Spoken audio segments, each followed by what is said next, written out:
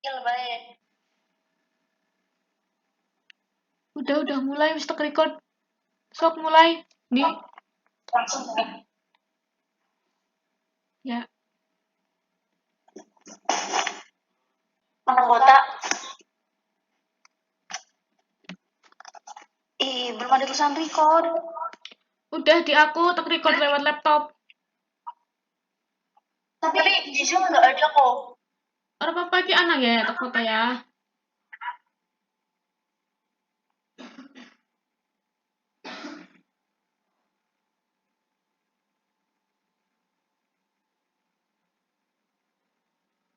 Gue lihat lewat laptop. Oh ya. Ya wis langsung ya yang mulai aja pada berisik.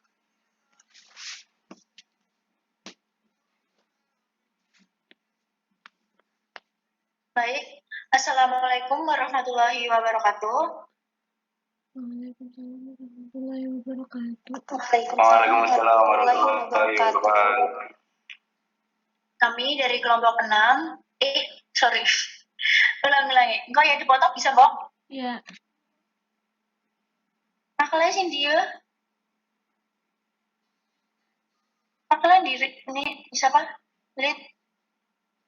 Ya wis, langsung. Kalau masuk makalah dong.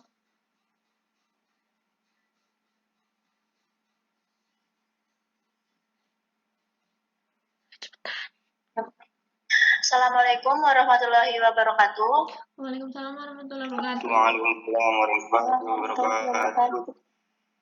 Kami dari kelompok 8 akan mempresentasikan hasil diskusi kami mengenai produksi hormon. Yang beranggotakan Sandy Denis Prasetyo, India Gusriani, Ira Rahmawati, Lahita Cahya Valentin, Nita Ayu Putri Amelia Rahmat. Kemudian langsung masuk saja kepada definisi hormon. Nah, hormon merupakan getah yang dihasilkan oleh suatu kelenjar dan langsung diedarkan oleh darah. Kata hormon berasal dari kata hormain yang berarti memicu atau menggiatkan. Hormon diperlukan oleh tubuh dalam jumlah sedikit tetapi mempunyai pengaruh yang amat besar.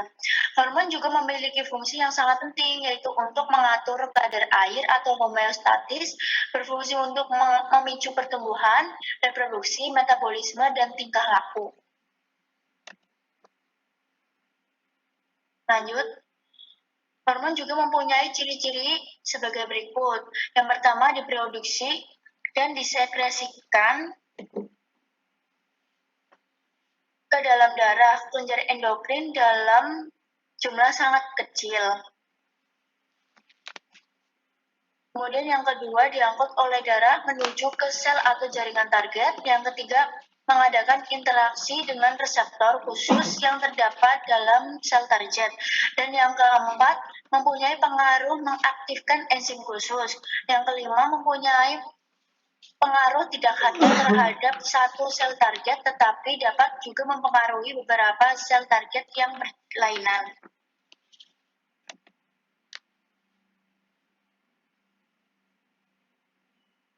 Ada klasifikasi hormon. Hormon dapat diklasifikasikan melalui berbagai cara, yaitu menurut komposisi kimia, sifat kelarutan, lokasi reseptor, dan sifat sinyal yang mengantarai kerja hormon di dalam sel. Yang pertama yaitu ada klasifikasi hormon berdasarkan senyawa kimia pembentuknya. Ada golongan steroid, turunan kolesterol, golongan hexanoid, dan golongan derivat asam amino dengan molekul yang kecil. Kemudian ada juga golongan polipeptida atau protein. Kemudian yang kedua ada berdasarkan sifat kelarutan molekul, yaitu ada lipofilik dan hidrofilik. Dan yang ketiga berdasarkan lokasi reseptor hormon. Hormon yang berikatan dengan hormon reseptor intraseluler, dan hormon yang berikatan dengan reseptor permukaan sel atau plasma membran. Yang terakhir berdasarkan sifat sinyal yang memerantarai kerja hormon di dalam sel, yaitu ada kelompok hormon yang menggunakan kelompok second messenger, senyawa CAMP dan CGMP, kemudian ada C2 plus, Ca2+, dan ada fosfoionistiol, dan ada lintasan kinase sebagai mediator intraseluler.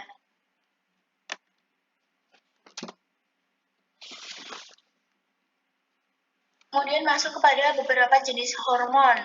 Nah, ada yang pertama hormon saluran pencernaan, yang kedua hormon pertumbuhan, dan hormon prolaktin.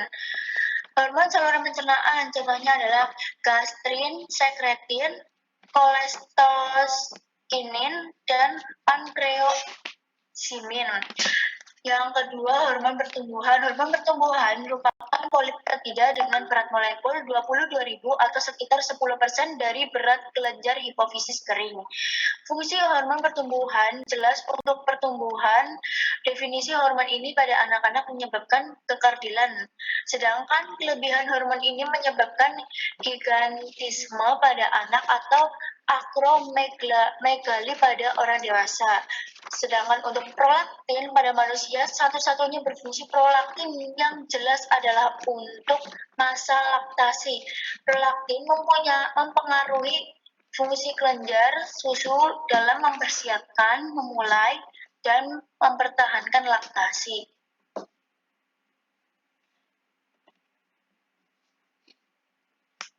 Yang keempat ada gonadotropin. Hipofisis menghasilkan dua jenis gonadotropin yang mengatur alat reproduksi, yaitu FSH dan LH. Keduanya diatur oleh hipotalamus melalui satu hormon pelepas LHRH atau LH releasing hormone, atau nama lainnya GnRH atau gonadotropin releasing hormone. Kemudian yang kelima ada hormon insulin. Hormon insulin hormon pertumbuhan merupakan polipeptida dengan berat molekul 22.000 atau sekitar 10% dari kelenjar hipofisis kering. Kemudian ada glukagon. Hormon ini juga dipengaruhi oleh sel-sel Langerhans dalam pankreas. Glukagon mempunyai efek yang berlawanan dengan insulin, yaitu dapat meningkatkan kadar glukosa dalam darah dengan jalan meningkatkan glikoneolisis dalam hati. Glukagon juga berfungsi mengaktifkan enzim klase adenil yang mengubah ATP menjadi AMP siklik. Kemudian hormon-hormon adenokortinoid.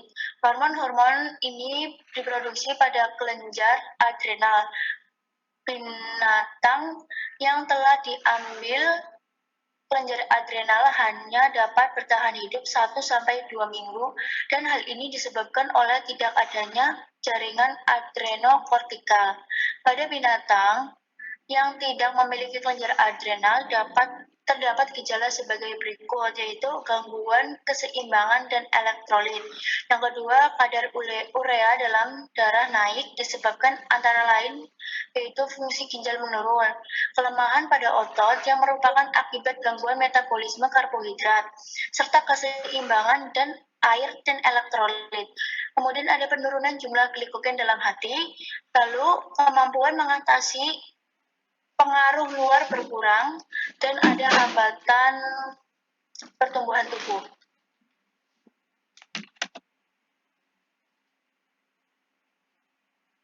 Hormon kelenjar tiroid. Hormon yang dikeluarkan dari kelenjar tiroid mengandung iodium, dan lebih dari setengah jumlah keseluruhan iodium tubuh terdapat dalam kelenjar tiroid. Pengeluaran hormon tiroid dipengaruhi oleh persediaan iodium dalam kelenjar tiroid berkurang. Dalam keadaan demikian, kelenjar tiroid berusaha mengambil iodium dari iodida yang terdapat dalam air. Apabila defisit iodium menjadi makin besar, maka pengeluaran hormon juga akan berkurang. Kekurangan iodium dalam tubuh akan mengakibatkan terjadinya penyakit gondok. Beberapa hormon yang diproduksi oleh kelenjar tiroid antara lain adalah tiroksin dan 3,5 diiotirosin triiodotirosin.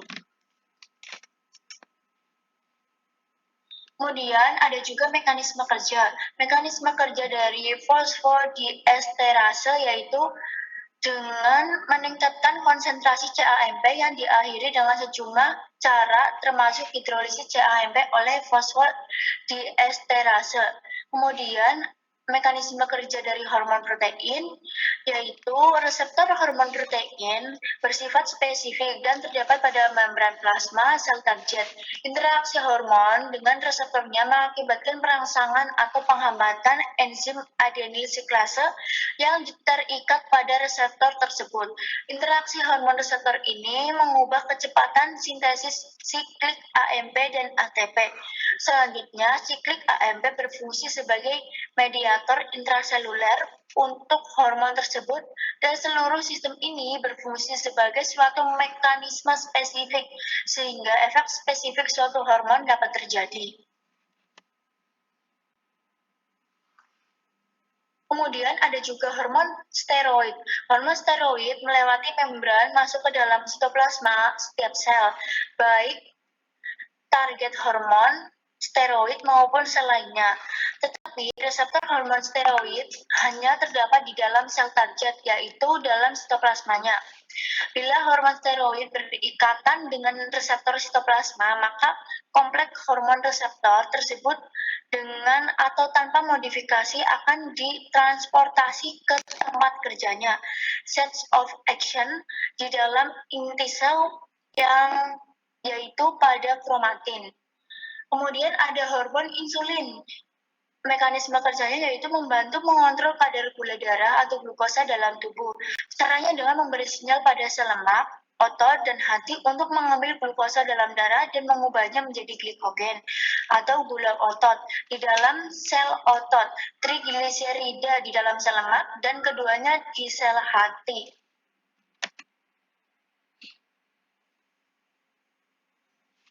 Kemudian ada sistem pengendalian hormon. Mekanisme suatu sistem kerja endokrin dikendalikan oleh hipotalamus atau suatu organ tubuh yang terletak di bawah otak sebesar biji kacang yang mempunyai saraf tertentu. Hipotalamus mempunyai kelenjar pituitari atau hipofisis yang dapat mengeluarkan beberapa macam hormon. Sebagian hormon tersebut merangsang kelenjar lain untuk mengeluarkan hormon tertentu.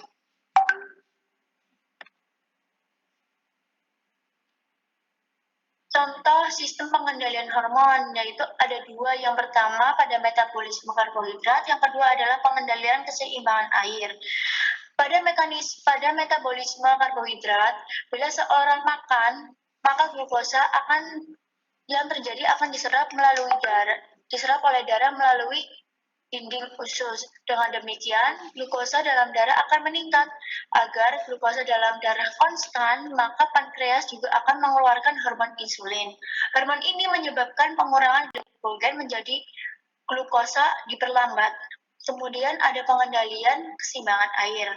Bila kadar air di dalam tubuh berkurang, maka konsentrasi darah akan meningkat. Saraf penerima dalam hipotalamus mengetahui keadaan ini dan mempengaruhi pituitari untuk mengeluarkan hormon antidiuretik atau ADH. Hormon antidiuretik berperan untuk menghambat keluarnya air dari ginjal.